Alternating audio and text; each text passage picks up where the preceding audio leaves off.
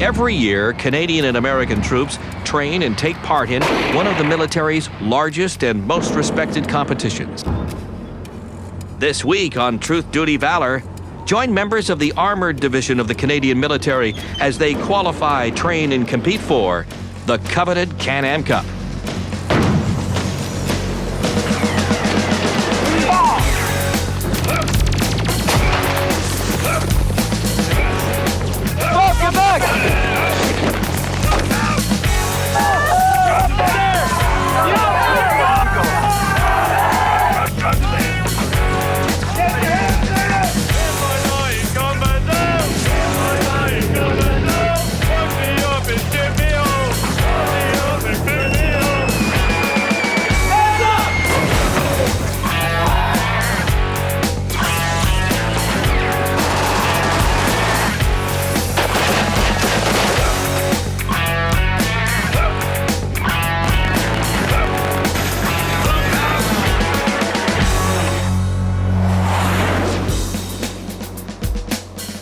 Welcome to Wainwright, Alberta, home to the firing range of Squadron B of the Lord Strathconas Horse.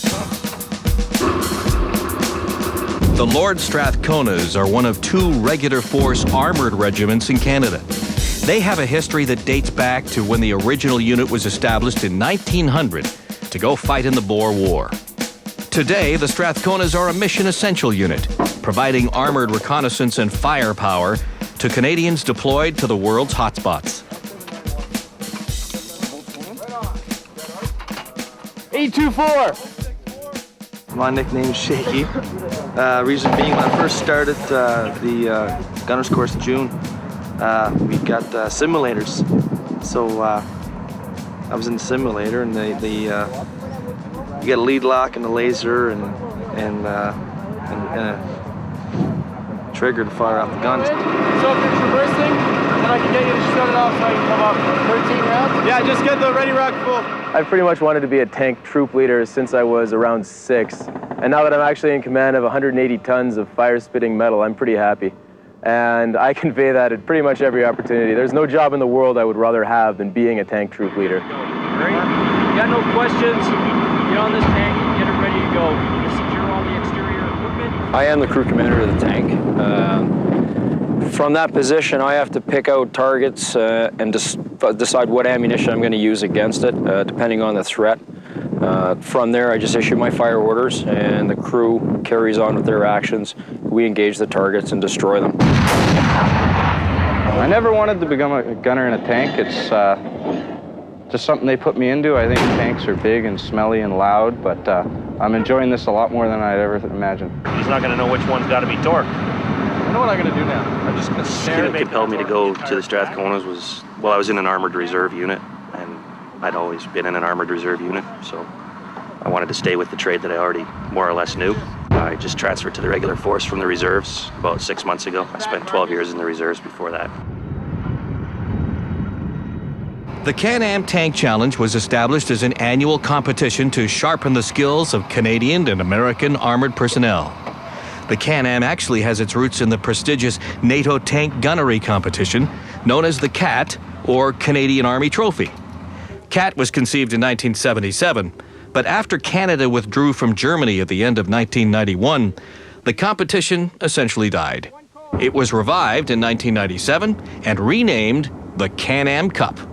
The knowledge they're gaining here by training as basic gunners, as members of a crew and members of a troop, the troop is the building block on the battlefield for tank formations. We have to maneuver in support of each other. We have to be able to put the steel on target as quickly and accurately as possible. The competition, all that adds to it is a sense of urgency or a sense of purpose to what they're doing. Instead of just plywood targets out there, they now realize that how quickly and effectively they're able to engage that target is going to determine their success or failure in the CANAM competition. They have to be able to do it and get the steel downrange and on target as quickly as they possibly can. Because it's the same on the battlefield. If you're slow, if you can identify the target quickly, but you're slow to engage it, then odds are he's going to have rounds incoming on you faster than you could have rounds outgoing to engage and destroy him. What's happening there right now, the reason why the shirt's going back left and right, there's a main storage bin which holds 39 rounds. And to access all the holes for the ammo, you gotta swing a turret left and right to get in there. The aim of the competition is straightforward: to hone the gunnery skills of armored personnel and foster closer ties between Canadian and American armies. In the 4 competitions that have occurred since 1997, Canada has won 3. This may be surprising since the Americans have newer tanks and better guns. But as in any competition, it all comes down to training and determination. This year, the Americans are hungry for a win. CANAM will be the 5th iteration of the shoot, and it has evolved and changed throughout the years, but stayed more or less true to itself as a sort of interoperability competition between 2 tanker nations, if you will.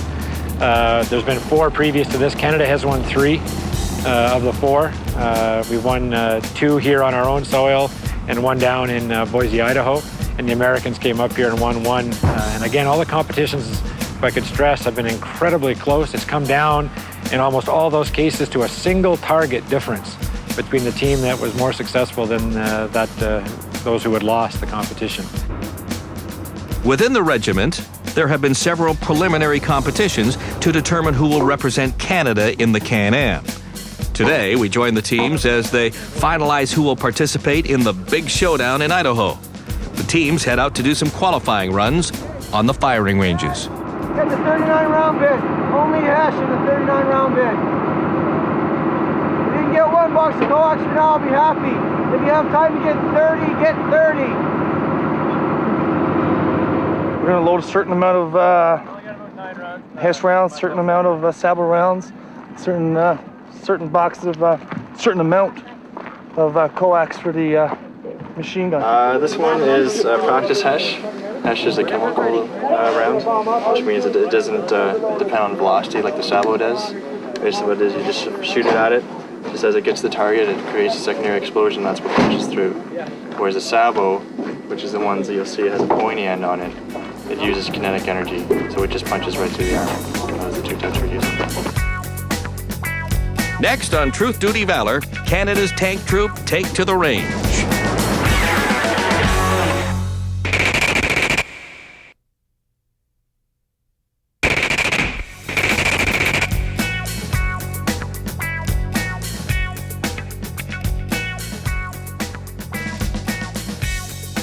The history of the Canadian Armoured Regiments is long and distinguished, dating back to World War I, when the first Churchill tanks made their appearance.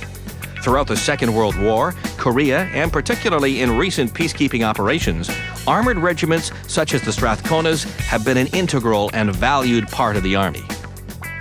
Well, there's a lot riding on this. We have a history of winning at the CANAM Cup. So far, there's been 4 competitions since its inception in 1997. We've got, out of the 5 tanks, the one on the far right is a spare, and the other 4, there's going to be 6 students each. And there's going to be 1 sergeant or warrant officer who's an instructor gunnery, and they're the people that are actually going to be assessing them from the commander's hatch. Thanks.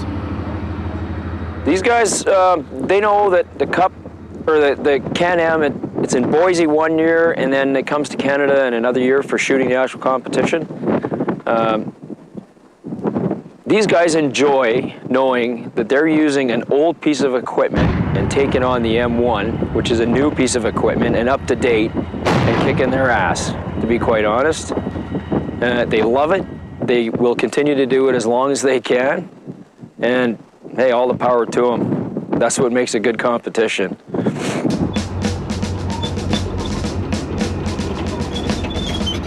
The Canadian C2 Leopard tank is an updated version of the original German M1A1 tank developed in the early 1980s. Armed with a 105mm gun with a killing range of 2,500 meters, the Leopard can use both thermal imaging and laser sights to find targets on the battlefield. It is also equipped with 2 12.7mm machine guns, which are used to engage attacking troops. The Leopard has a top speed of 70 kilometers an hour and weighs in at over 62 tons. The troops are getting ready and they're pumped for the day's qualifying process. Look straight out from that, you'll see a bank of coax targets on the left flank. The targets today, we're using cardboard or plywood targets. Most of them are head-on tanks, so it's a large square with a small square on top to give that representation. The second target that we're using out there is just a normal man-sized target. It's pretty much anatomical all the way around, and at 600 meters, it starts to get a little small. However, using a machine gun, we can use a large burst of ammunition to get the effect that we want. There's a third style target out on the range, and it's the hard targets. They are old military vehicles, Centurion, Sherman. There might be some old trucks out there, as well as tank turrets from old vehicles. And we use those just to keep the confidence up in the crew that they are actually hitting the targets they're aiming at. Man, I thought he was coming right into my arms yesterday on the pad. This morning too, we were loading empty ammo and somebody fired. You talking to me or you chewing bricks? Either way, you're gonna lose some teeth. I've only been in a year and a half. I suppose it's been a year and a half. So I got the 2 PCF psych. I'm also a driver and now a gunner, and I also want to command us to be qualified loader. So it's pretty fortunate that I'm going to CANAM. Yeah, you, Parkinson. Yeah, whatever.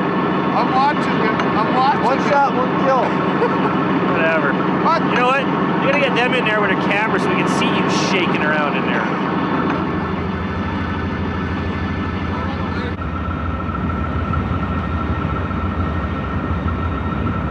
The tank teams are qualifying by firing at stationary targets on the range. For this part of their training, they're focused more on accuracy than on speed.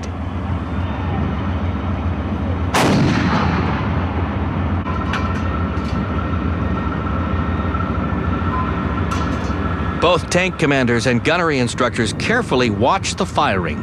Each shot is important for both competition and on the battlefield. The gunners have a lot of stress. Their marksmanship is critical.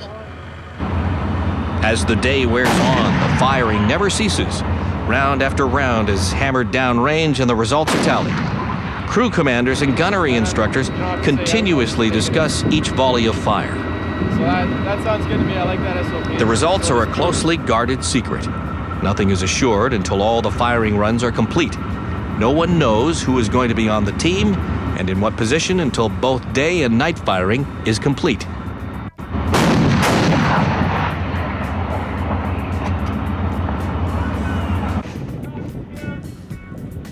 Spent shell casings abound and crewmen are continuously picking them up and ensuring they are returned for proper disposal.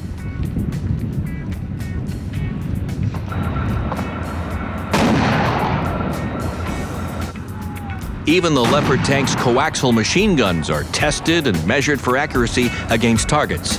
Everyone has to be at their best for the CANAM Cup.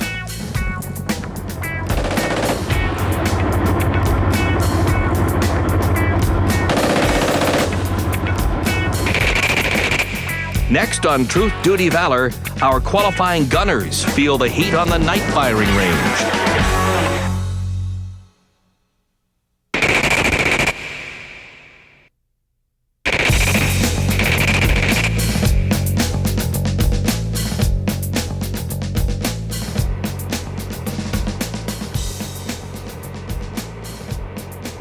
Things get trickier after the sun goes down, and these tankers now have to prove their capabilities on the firing range after dark.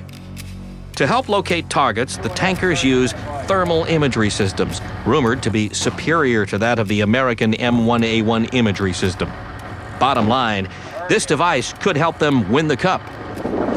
What we're doing tonight is completing the night firing portion of the gunner's course. And what we're doing here is utilizing the thermal capability that we have on the Leopard in order to ensure that our gunners are capable of fighting 24 hours a day, because the modern battlefield doesn't stop for dinner or sleep or anything else.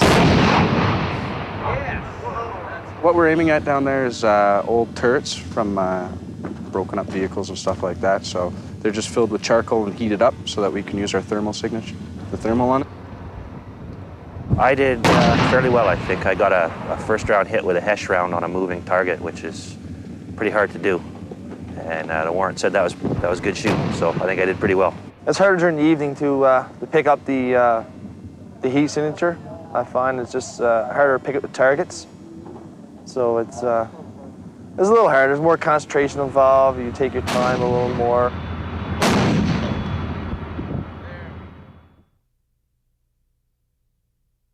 Today, these participants find out if they have what it takes to qualify as a gunner for the Can-Am Cup.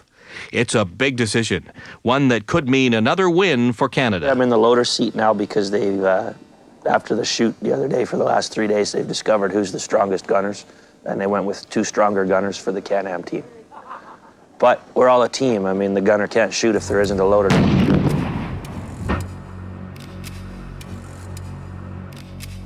We had a couple changes yesterday within the Can-Am team. Now loading. You go to win, so I mean, you know, you put your best foot forward, so to speak. If you want to win, I mean, some guys, I mean, you just, pride can't get in the way. You take a step back and let someone in who can hit the target and take home trophy for it. This is the battle run, where the gunners fire on the move. Targets are set up to mimic a real-life situation, testing a troop's speed, accuracy, and shooting capabilities. We're going to set up the array so that the array is the same, okay? I want to try to use this time now so that we go down, we shoot the battle run, and if you find anything really funny or the gunner wasn't comfortable with it, you turn around, we shoot the same run again, okay? So that he gets more confidence in the system and himself.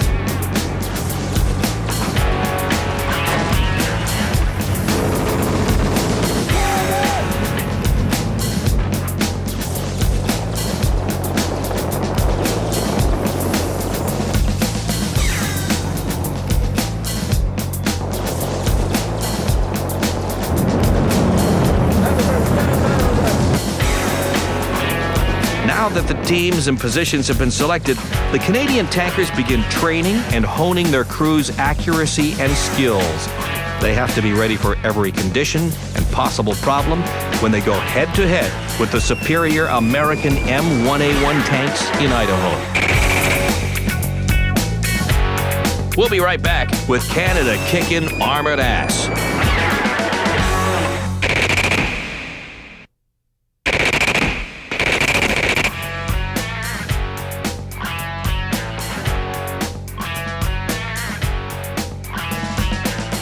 Welcome to Boise, Idaho, home to one of the best tank ranges in all of North America, and the 3rd Battalion of the 116th Cavalry Regiment of the Boise, Idaho National Guard. Like the Canadians, there are 4 American tank teams that have been selected to compete for the Can-Am Cup. We followed one American crew throughout the training and competition. They're taking the Can-Am Cup very seriously. I've shot Top Gun in 2001, and we shot top tank platoon this year. And that's why we're representing 2nd Battalion, 116th Armored Brigade in this year's Can-Am shoot. It's a pretty big deal to us. I mean, I mean, anytime you get on a tank, and I mean, if we go to combat, this is what we're going to be doing. So this is, this determines whether I come home or not, so it's a pretty big deal to most of us. Yeah, we want to win. We've been training as hard as time allows, but most of these guys are teachers and police officers and other things in civilian life, and they've taken 2 more weeks out of their schedule to come and do this. So there's varying levels of experience from first time after coming back from training to shoot a tank to, 8th or 9th year shooting a tank. But these guys are National Guard soldiers that have other jobs in civilian life before they come out and do this. The M1A2 is the backbone of the American Armored Forces and was initially produced in the early 1980s. The newer versions incorporate a lethal 120mm smooth-bore gun, which can kill targets up to 3,000 meters. The fire control system possesses both thermal imaging and laser range-finding devices. Weighing in at over 70 tons, the M1A1 is still capable of an amazing 67 kilometers per hour speed using their jet engine.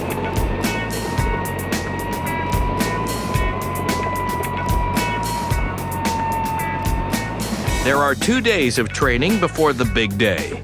During this time, the teams will be taught the rules of engagement, perform maintenance on the tanks, and partake in some intense firing on the range.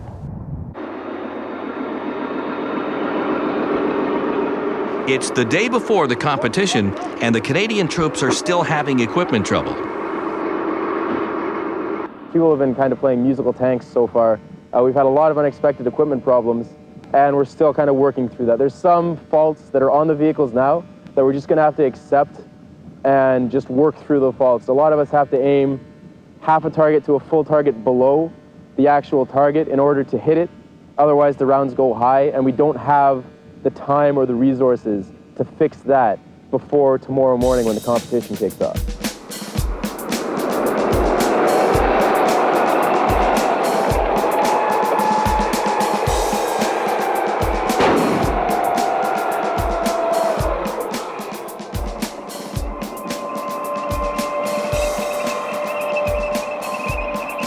People think reservists, they think kind of weekend warriors and not kind of up to the same level as regular force. In this case, I have a huge amount of respect for our opponents in this case, Alpha Company of the 3rd Battalion of the 116th Cavalry Regiment, because they are, first of all, they're drawn from the brigade as a whole, which is about 4,500 people, because it's a complete armored brigade. They got the best guns, at least for the commanders and gunners. They pulled the best people out of that entire brigade to compete against us. It's competition day, and each team will shoot twice, day and night. A coin toss decides who begins. The Canadians win it and decide to let their American counterparts go first. The teams are judged using 2 methods, electronically by the tower and manually on the ground by master gunners from each country. Results are not released until all hits are tallied. Everyone seems nervous, anxious, and ready to fire.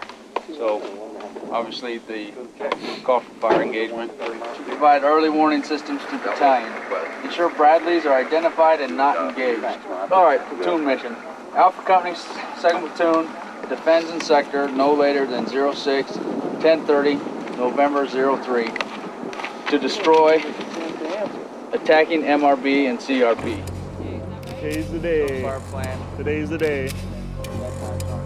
Everything's ready to go. We're bore sighted. Our thermals work. Our auxiliary sight is on. We're loaded with rounds and ready to rock.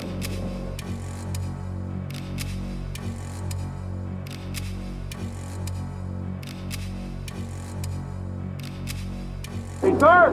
Hey! Make sure you zero your machine guns before you establish set. We are. Roger.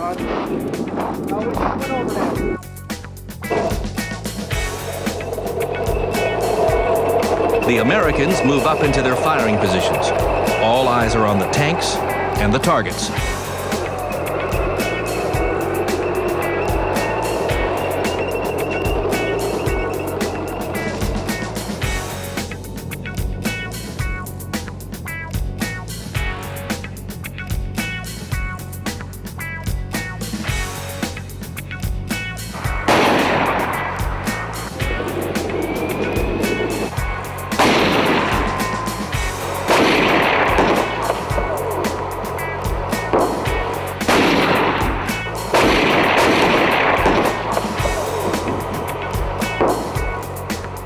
Over the commands barked on the radios, the constant hammering of the M1's guns can be heard. The pace is frantic and the targets jump up and down in gunners' sights. Did they miss? Or was it a clean hit? On the way. Identified middle tank. Good range, fire! On the way.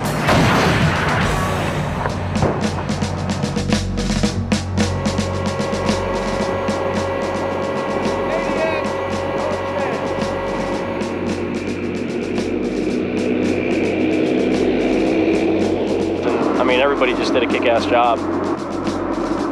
We pulled up on top of the berm and the targets popped up. And we'd go from left to right and just picked them off one at a time. And, you know, killed all of our troops, all of our troop targets, and hit all of our tank targets. We did great. It's going to be hard for the Canadians to beat us if they can. Awesome. They did pretty well. They did well? Yeah, that's what I'm hearing. I expected that, actually. Yeah. And but I'm sure we'll do better. All right, good luck. Thank you. Americans are saying they did pretty well. That's unfortunate. Not good enough then? No. You're feeling pretty confident? I'm pretty sure we're taking the cup home with us. Then all you guys do is eat. I'm drinking, man. This is what we're defending, and when we win it tomorrow, we're drinking beer from it. So we can go down and check them. Drive a little quicker to them. While the American troops celebrate the day's shoot competition, the Canadian and American master gunners go to the range to count targets. In the spirit of competition, and for their sake, I hope they do good, because they're going to have to. Often the tank rounds will hit the target, but not knock it down. The only way to clearly confirm a hit is to physically check each target after the shoot. Both American and Canadian master gunners assess each target to verify whether it was a hit. With the incredible marksmanship of each team, one round can make all the difference in the overall final count for the competition.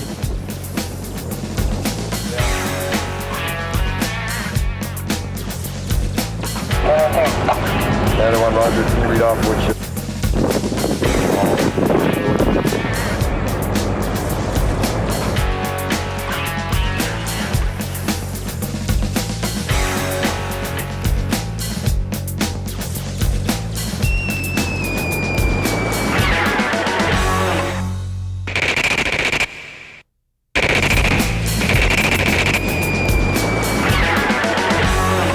Well, I'm focused. I get in the tank, I start dancing, and I start getting a little excited. I get a little goofy. The time kills me. I'd rather be out there shooting than waiting and watching. So let's get this good thing going and let the better team win. And you have a good luck charm picture? I have a good luck charm picture. My fiance is Laura. I have her picture up in my gunner's control panel and give her a little tap every so often, make sure everything's good to go. And if I get really pissed off, I have a good stare at her and she talks, gives me some advice. That's the section. So the beaten zone. So you hit one, that's it. Now that the Americans have fired, the Canadians mount their Leopards and prepare to go to the firing line. A tangible tension is in the air.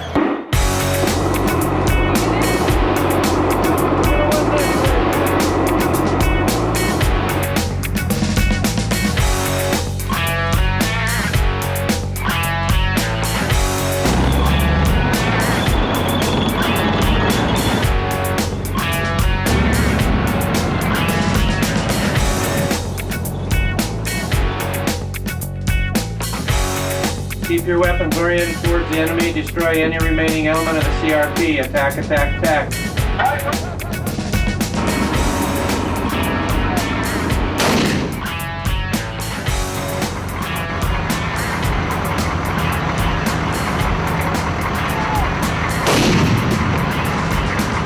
In our tactics there is after we fire our initial engagements, we'll back down into what we call masked position, where only the gun sights are exposed, so we can still see targets, but they can't see us. The Canadians, because of their sight differences, will pull up and stay up the entire time they're engaging, and they'll only back down when they're completely done engaging and ready to come offline.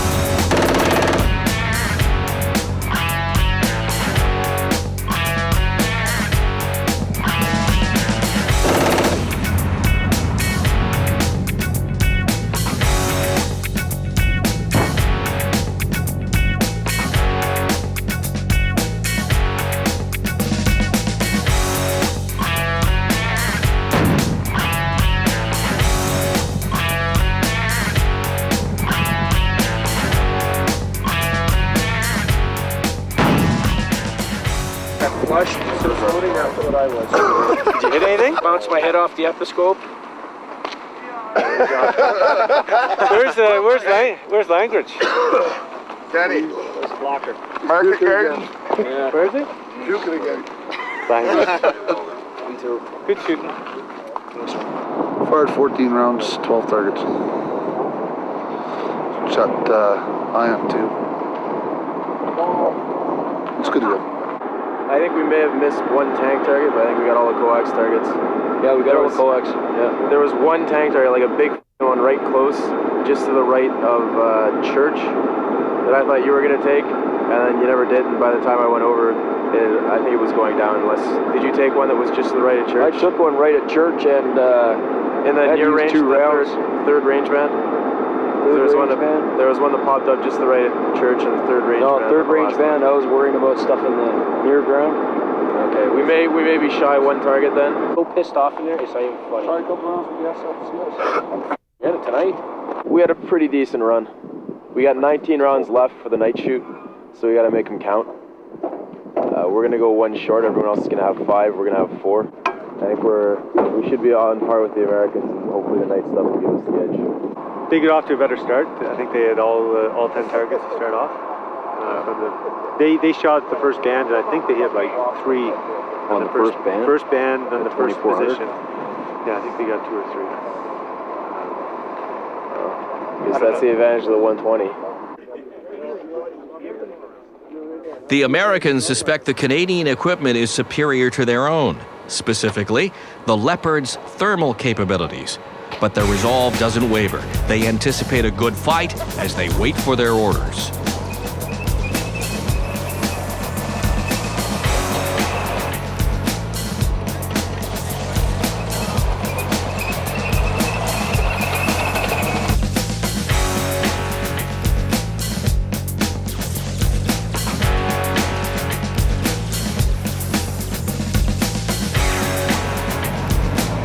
Tanks, driver valve.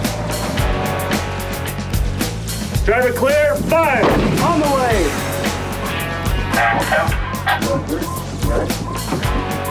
He's fired. Troops.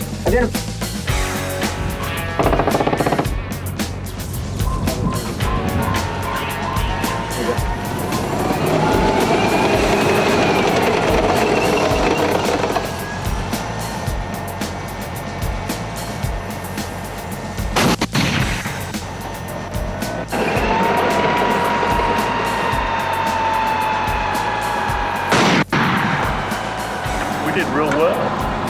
We went out there, we got to wing for the first tank, then we went up there and we had to shoot 2 targets. We jumped up there, shot both of them real fast, had a good foresight and everything, come back down and we jumped off and winged for the 3rd tank.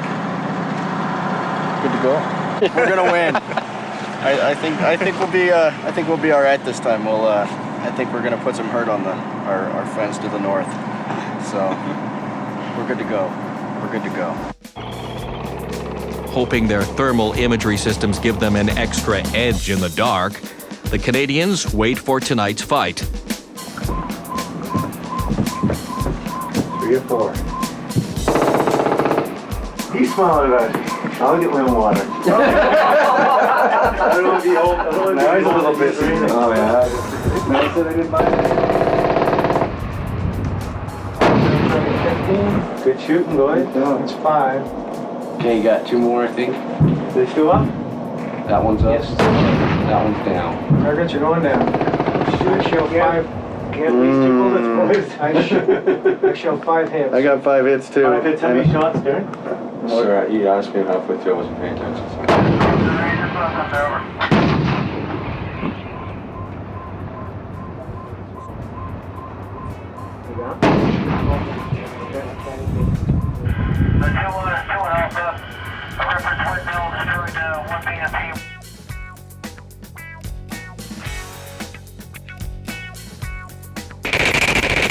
Find out how the Canadians finished next on Truth Duty Valor.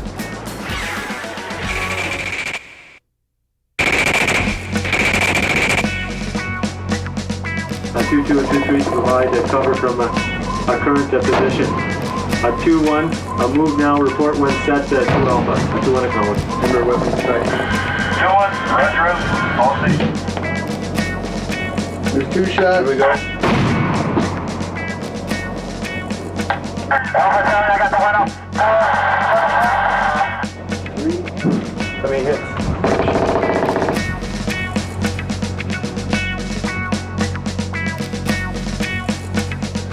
A 2-1 Alpha Mash, a 1/4 and 1, 0, 0 out. A 2-1 Bravo, a Mash, a half belt, a 0, 0, 0 out. Charlie Mash, half, 1, 0, 0 out. 2-9 or 6 Alpha reports enemy dismounting. Make him count out. You can do it. 7 rounds left. Hit them all. 5 hits. So 6 rounds rather. 5 hits, 6 targets. We opened up, we had 20 left and you had 19? Yeah. You guys had 5 hits in the first band. This is more nerve-wracking than Final Talk. Not more than Oh yeah, I can't watch. I want to just go and okay. watch TV downstairs. Honey, I can't watch. Tell me who scores. Alpha, this is Charlie Mash, 2 main, over.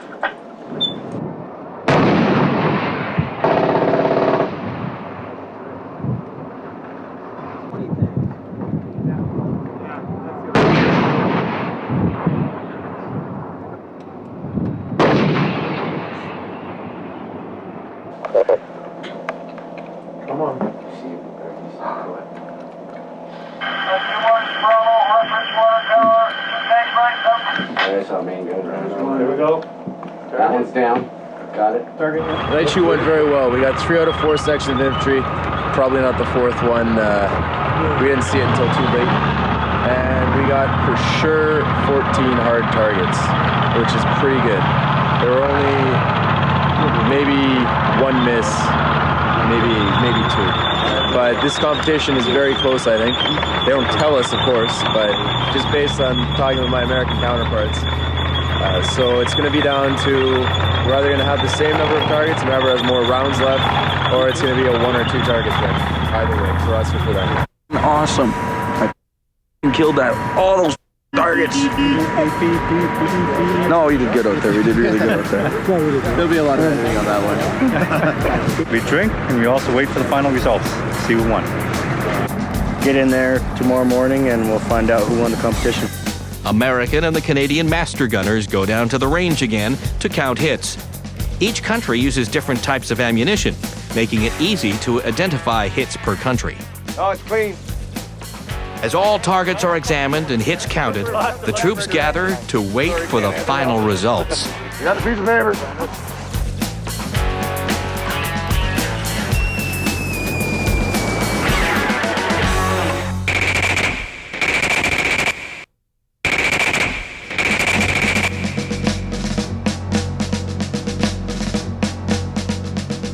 Opportunities like CANAM, as was the case with the Canadian Army Trophy in Germany, are rewards for soldiers. It gives them a reason to train, a purpose, and gives them something to look forward to. Because the Army is supposed to be, my acronym that I always use with my troops is work hard, play hard. And they do work hard. The guys work hard every day, maintain the equipment that we have now, keeping it serviceable and fit to fight, as well as the numerous operational deployments we've had. They're working hard. Our commitment as leaders to those troops is to provide them the opportunity to play hard. And we can do that by getting some good training out of things like the CANAM competition, where the troops train for gunnery all year, and their sense of purpose is the top troop, that troop, those 4 tanks that demonstrate that they are the most proficient in gunnery, earn the right to go down to Boise, Idaho and represent our country in a competition, a gunnery competition, where they will further hone their skills and have the opportunity to exchange ideas with tankers from another nation.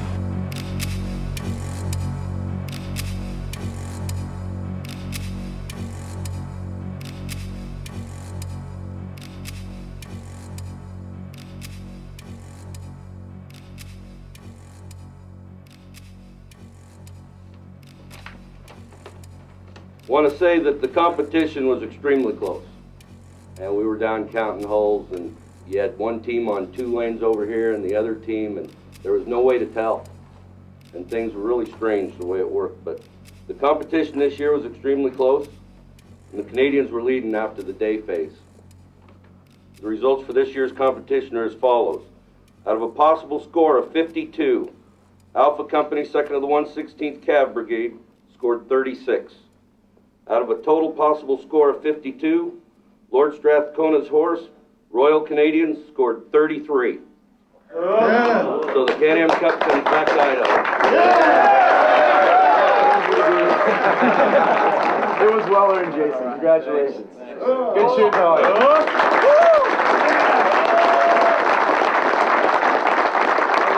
Competition's over, and we found out the Americans won 36-33. The guys are pretty upset, pretty disappointed. We thought we shot better than we did. There's a lot of issues that didn't get resolved, I believe. And when you're up 5 rounds and you lose by 3, it's a kick in the butt. So our guys are a little upset. How are you feeling? I'm pissed. I'm totally upset.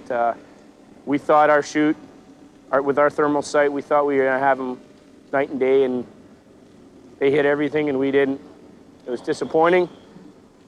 You know, you can blame the equipment, you can blame the guys, you can blame the crew, you can blame the tank, but when it all comes down to the end of the day, it's the guy pulling the triggers. Our equipment is fabulous. We have an awesome fire control system, and you know, just little things happen. Things happen here and there, and there's not much you can do about it. You just got to work through it and do the best you can. And we all did the best we could. And obviously, Americans did a little better than us. Actually, I was extremely happy with my crew and the troops' performance. We shot well. They shot well, and plus, I'd be the first one to take my hat off and say they did a great job. If we ever meet on the battlefield and they're on our left or right, I'd be glad to have them there. I see the CANAM, basically, it takes place in 2 phases, and just as an outsider looking in for the last couple, they're very competition-oriented when they first arrive in Boise or when the Americans come up here to shoot the competition. They're focused on perfecting their skills, getting their equipment squared away so it's technically ready to go for the competition. And they're very much looking inward amongst themselves to form a good, solid team and be successful in the competition. The moment that competition is finished, and before the results are even announced, those 2 teams are no longer 2 separate teams. They're a group of tankers who have just gone through a great experience, a training opportunity, unlike any other, in my opinion, because it's put the 2 nations onto a common battlefield and had them work and be able to see each other's tactics, techniques, and procedures. Those guys bond together. There's handshaking, there's exchanging of gifts, and there's a great sense of camaraderie that develops, and they realize, despite the border, despite the different upbringings, different nationalities, that the common bond is they're all tankers. Though they were opponents on the firing ranges here in Idaho, the competition has helped bring them closer together. They've shared hardships and victories, and in the end, it has strengthened the bond between 2 armies. They are 2 nations, but also 2 friends. An important distinction for allies who may have to work together on dangerous deployments overseas in the future. These guys are good. They got some good equipment, good leadership, and you know, a good bunch of guys. I'd go to war with them any day.